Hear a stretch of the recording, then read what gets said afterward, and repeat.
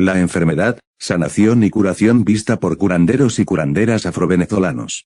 Al transcurrir los tiempos, desde la creación y la formación del mundo concebido por Dios, hacedor de todas las cosas, hasta la aparición de los grandes profetas como Isaac, Jacob, Moisés, entre otros, y la llegada de Cristo, y reflexionando profundamente sobre el poder de la oración, y la configuración de nuestro universo, nos preguntamos qué nos mantiene con fuerza y energía vital, ¿quién dirige los astros y el cosmos? La oración como fuerza catalizadora y la fe es la virtud que nos nutre y nos hace pensar que existe algo más poderoso que nos ayuda y guía. Es aquí donde se percibe el poderío de la oración dirigida a Dios, a nuestro Señor Jesucristo, a las vírgenes, a los ángeles, apóstoles, al viento, al día, a la noche, a la suerte, a los muertos, a las ánimas y a muchos más. Es difícil de concretar el poder de la oración y en especial la oración a la muerte y pasión de nuestro Señor Jesucristo. ¿Pero qué es un curandero? Es una figura religiosa cuyas prácticas proceden de tiempos antaños. El curandero se parangona con el chamán. Es una persona al que las personas acuden para sanarse, física o espiritualmente, según sea el caso. Existen datos del curandero en la mitología griega y romana. Los griegos creían que Asclepio, dios de la medicina, se le aparecía a los enfermos cuando estos dormían en los templos sagrados, el dios los curaba e indicaba el tratamiento que debían seguir. Asclepio conocía perfectamente la vegetación y principalmente las plantas medicinales. La figura del curandero también aparece en el Antiguo Testamento, concretamente en 2 Revelación, capítulo 5 versículo 1 y 14, se narra el episodio cuando Eliseo curaba a Naamán de la lepra, con un baño ritual en el río Jordán. De igual manera se nombran a los curanderos en el Evangelio, el texto sagrado relata las curaciones hechas por nuestro Señor Jesucristo. La enfermedad, en este contexto, se considera como la presencia de espíritus malignos y la solución es alcanzada por el poder de la oración y el poder de Jesucristo para acabar con ella. Nuestro Señor Jesucristo transmitió a sus discípulos el poder de curar las enfermedades y la misma Iglesia la ha proclamado y ejercido, desde su origen, un ministerio curativo o de sanación.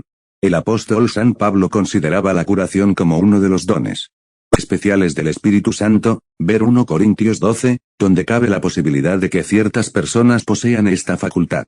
Hacia el siglo III se pluralizó la creencia en el poder curativo de las reliquias, mediante la práctica de conducir los enfermos a los santuarios.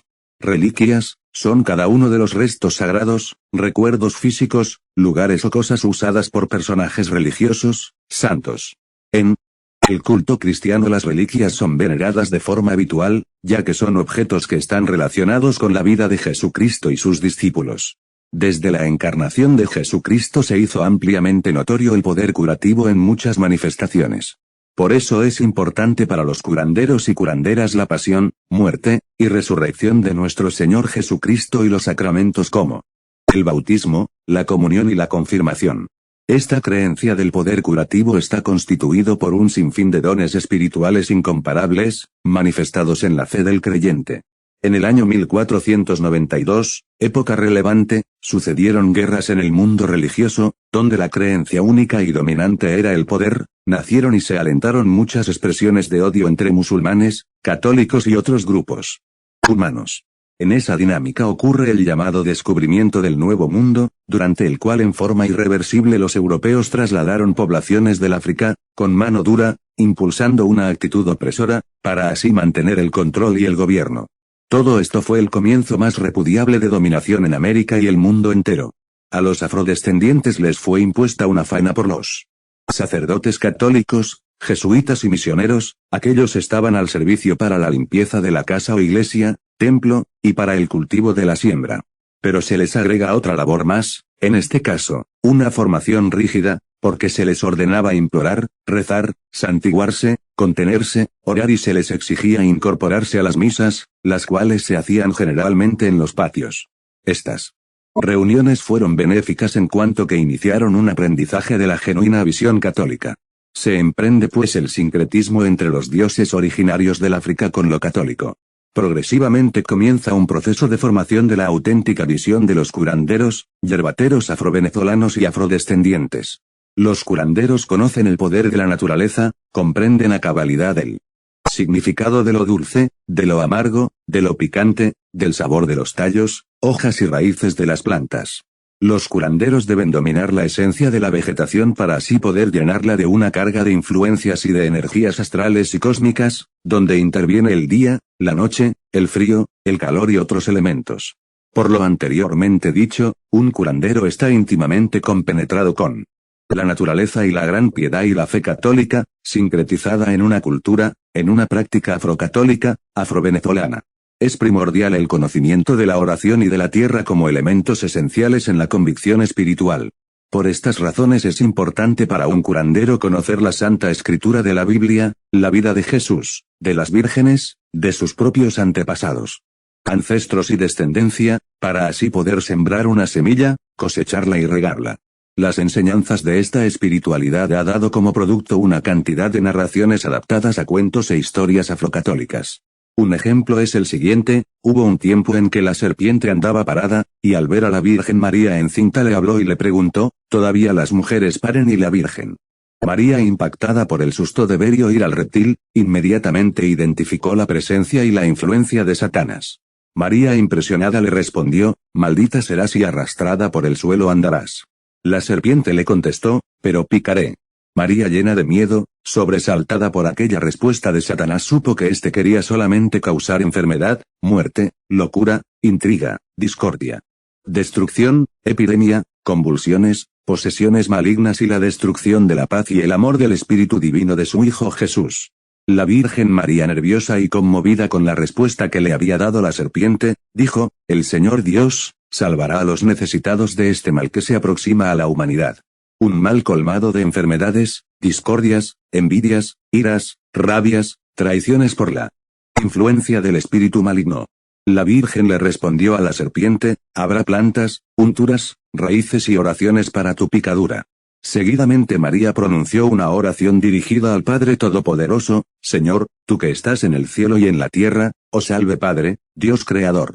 Apareció inmediatamente un ángel que le dijo, Dios Padre Poderoso te salve María, el Señor esté contigo, bendita tú eres entre todas las mujeres y bendito es tu vientre, que tiene a tu Hijo Jesús. La serpiente, colérica porque no había logrado su cometido para impedir el nacimiento del niño Jesús, se arrastró por el suelo y huyó velozmente. Desde un matorral le respondió, habrá plantas, oraciones, raíces, unturas, para unos sí, y para otros no. Es impresionante conocer la mística de la práctica religiosa más antigua, mestizada, y que nuestros antepasados lograron convertir en una experiencia religiosa que al pasar los siglos, se ha dado a conocer como una herencia cultural y espiritual. Las raíces son el principio de todas las prácticas y tradiciones, es el umbral de nuestra verdadera cultura espiritual afrovenezolana, afrocatólica, y afrolatinoamericana. Es desde este punto, que se observa al afrovenezolano, al afrobrasileño, al afrocubano, al afrohaitiano, al afroperuano y a todos los afrodescendientes. Es desde allí donde nos identificamos, desde las tribus ingresadas a nuestro continente, como lo fueron los lucumíes, Congo, Arara, Dahomey, Benín, bantúes y muchas otras. Igualmente es en nuestro pueblo donde se observan las adoraciones sincretizadas de los afrodescendientes. A los practicantes de la religión se les conoce con diferentes nombres. Observamos al Congo, al lucumíe, al mandinga, a la cumbre trinchera, a los candombes, los santeros, el vudú, el espiritismo, a las materias y a sus cortes u escalas, al babalao, a la iyalocha, al oriaté, al mayombero, al palero, al ngangulero, y al iyawo. Con estas denominaciones se identifican a muchos de los practicantes.